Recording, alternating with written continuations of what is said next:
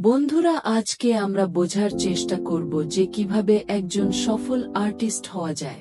তো বিস্ময়কর লাগলেও কি এমন আছে যা একজন সাধারণ মানুষের থেকে একজন আর্টিস্টকে আলাদা করে, সেটি বোঝার জন্য আমরা সাধারণ জীবন যাপনে মানুষ নানান ধরনের কার্যকলাপ প্রতিনিয়ত করে যাচ্ছে, সেগুলোর বিষয়ে নিজের দৃষ্টিভঙ্গি অন্যভাবে দেখার চেষ্টা করব। হতে পারে প্যারিসে একজন খুব সুন্দর জামা কাপড় পরে অন্য আরেকজন মানুষের একটি খুব বিস্ময়কর চিত্র নিজের প্রতিভার মাধ্যমে প্রকাশ করছে সে ক্যানভাসটার মধ্যে, কিংবা হতে পারে একজন লেখক তা লেখনীর মাধ্যমে নিজের মনের সমস্ত গভীরতা ব্যক্ত করে দিতে চায়। আবার হতে পারে একজন ল্যাবরেটরি সায়েন্টিস্ট তার সমস্ত ইনস্ট্রুমেন্টের মাধ্যমে কিছু বৈজ্ঞানিক আবিষ্কার করতে উদ্যত রয়ে গেছে।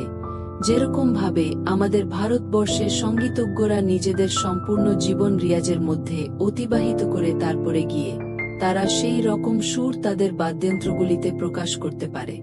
আবার এও হতে পারে একজন স্ত্রী তার সংসারের জন্য খুবই মনোযোগ সহকারে রান্না করছে। সবই কি এক প্রকারের শিল্প না, যতক্ষণ তাদের মন সেই কাজটার মধ্যে সম্পূর্ণভাবে আবিষ্ট হয়ে আছে।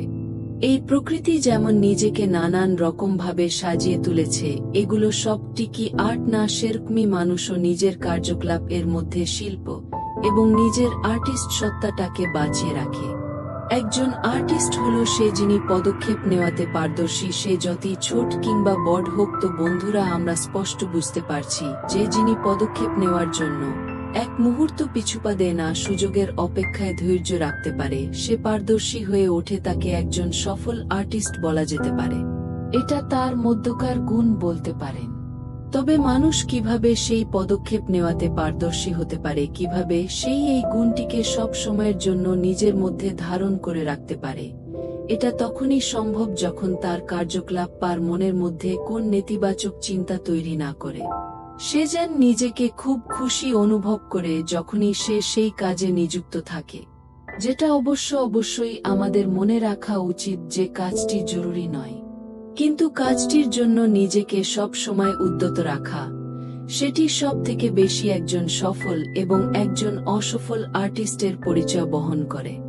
উদ্যত থাকা বলতে বোঝানো হচ্ছে যে সে কোন রকমই পরিস্থিতিতে কাজটি ছেড়ে অন্যথা যাবে না। সে যতই বড় বিপদ আসুক না কেন, সে জানে সে তার মন মতো কাজে নিযুক্ত আছে। এই কাজটি তার দক্ষতা, এই কাজটি তার পরিচয়, তার শিল্প সত্তার প্রকাশ তার কাজের মধ্য দিয়ে। তো বন্ধুরা, আজকে আমরা বিস্তারিতভাবে জানলাম যে কিভাবে একজন সফল আর্টিস্ট হয়ে ওঠা যায়। প্রতিটি মানুষের মধ্যেই সেই শিল্প সত্তা প্রকৃতি আমাদের দিয়েছে। আজকের ভিডিওটি এই পর্যন্তই, আশা করি আপনাদের ভালো লেগেছে। জুড়ে থাকুন এইরকম ধরনের বিষয়গুলি সম্পর্কে অবগত থাকার জন্য।